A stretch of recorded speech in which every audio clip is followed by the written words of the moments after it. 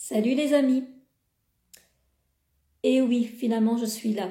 J'ai envie de vous laisser quand même un petit message en ce 21 décembre 2020. Alors pour ceux qui ne me connaissent pas, je m'appelle Kamala, je suis fascinée par l'être humain, j'accompagne chaque jour des personnes vers un mieux-être, avec le pouvoir des mots, avec les sons, avec les ondes, les vibrations. Et ce 21 décembre, j'avais donné une première explication du pourquoi je n'allais pas accompagner en live la méditation. Mais il y en a une deuxième. J'avais envie d'être en silence, coupée de Wi-Fi, d'ordinateur, de GSM, de portable, de tablette, et de me recentrer dans le moment présent pour faire partie du tout. C'était ça aussi mon invitation. Alors, il y a eu des méditations qui ont été accompagnées. Il y a même Jean-Jacques Crèvecoeur que j'ai vu qui était en train de se mettre en live. Donc, il y a eu tout ce qu'il fallait pour chaque personne. Mais j'ai juste envie de vous partager ce que moi j'ai ressenti. C'est que durant ces 20 minutes de ce moment présent, j'ai pu sentir dans mes cellules une paix s'installer comme je n'avais jamais senti.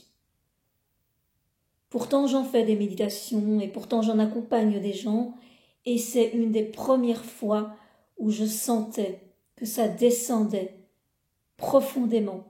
Je peux même dire dans mon ADN et puis après ça dans mon âme et dans toutes mes vies dans lesquelles mon âme a vécu des moments de stress, d'angoisse, de perte, de tristesse.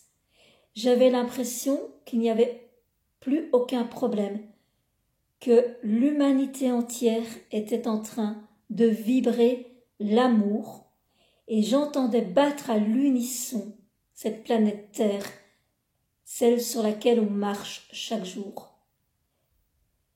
Voilà pourquoi moi je voulais quand même vous faire un petit message, parce que peut-être que certains ont vécu ce que j'ai vécu, d'autres ont vécu d'autres choses et peut-être même que certaines personnes n'ont rien vécu de particulier là, cet instant, mais observez dans les heures, dans les jours et dans les semaines qui vont suivre, quelque chose est en train de se préparer, car tout est divinement bien orchestré.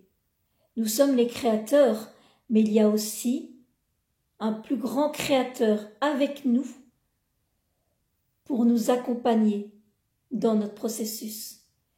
Et puis je pense qu'on était invité par cette conjonction Jupiter-Saturne, qui est qui sont deux grandes autorités très masculines. Comme je vous l'avais dit, ce sont des guerriers qui peuvent être de la lumière et de l'ombre. Il y a aussi une invitation à observer les rôles que nous jouons chaque jour, à chaque instant.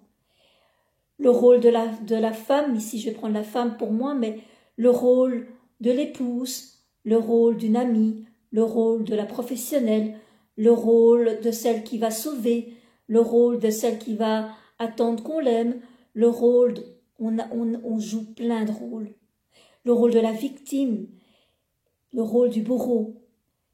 Et tous ces rôles, on nous invite à nous regarder et à voir si il n'y a pas du changement à mettre en place, sans jugement, juste à se dire est-ce que c'est encore d'actualité que je reste dans ce rôle.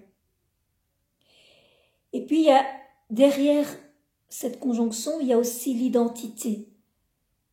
Ceux qui ont perdu leur emploi pour le moment ou qui en tout cas sont mis sur la sellette, ne l'oubliez pas, vous êtes encore quelqu'un. C'est pas parce que vous n'avez plus de boulot que vous n'êtes plus identifié à votre être. Alors oui, professionnellement, il y a une part d'identité, mais il y a toutes les autres parts d'identité que vous êtes chaque jour. Et ça, c'est important aussi. J'ai vraiment envie d'appuyer sur ça parce que je sens que certaines personnes se sont tellement identifiées à leur professionnel qu'ils peuvent aussi se sentir inutiles maintenant qu'ils ne sont plus dans la matière professionnelle, alors qu'ils peuvent apporter avec d'autres vibrations leur aide. Et alors je vais terminer par, on parlait souvent des bonnes résolutions, j'ai envie de vous dire cette année, regardez avec qui vous avez envie de vous réconcilier. Regardez avec qui vous avez envie d'envoyer un message d'amour, d'attention, pour pouvoir en fait amener l'année prochaine peut-être une relation plus grande, plus saine. Ne l'oubliez pas, on n'a qu'une vie où on peut aimer de tout son cœur avec un amour inconditionnel. Alors oui, certains nous ont fait du mal, on a fait du mal à certains, mais est-ce qu'il ne serait pas judicieux cette année, pour la terminer, de clôturer toutes ces relations malsaines? Alors soit on les termine complètement et on passe réellement à autre chose, soit on essaye de regarder s'il n'y a pas de la fierté et de l'ego qui est placé, ou en tout cas qui est mal placé. Passez de bonnes fêtes de fin d'année malgré les circonstances. Faites-vous plaisir avec votre propre création et ne l'oubliez pas, vous êtes la personne la plus importante de votre équation. Prenez soin de vous, prenez soin des autres et prenez soin de l'amour que vous portez chacun et chacune dans votre cœur. J'ai été ravie d'être avec vous. Je vous souhaite encore un bon 21 décembre 2020 et plein de bonnes choses pour cette fin d'année. Et je vous dis à l'année prochaine.